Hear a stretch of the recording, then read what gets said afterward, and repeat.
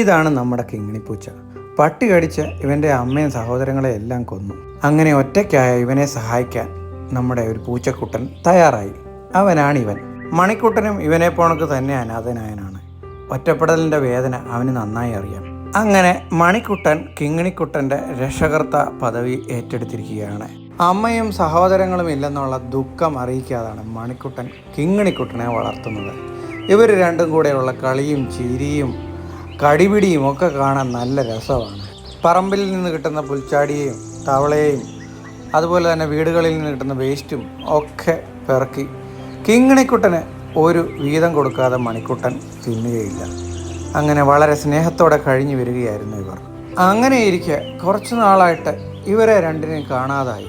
ഞാനിങ്ങനെ നോക്കുന്നുണ്ടായിരുന്നു ഇവരെവിടെ പോയെന്ന്. അപ്പം ഇവരെ എങ്ങും കാണുന്നില്ല. അപ്പം ഞാനോർത്ത് ഇനിയും വല്ല പട്ടിയോ വല്ല വന്ന് പിടിച്ചോ, ഇവരെ കാണുന്നില്ല, ചത്തുപോയോ, ഒരറിവുമില്ല.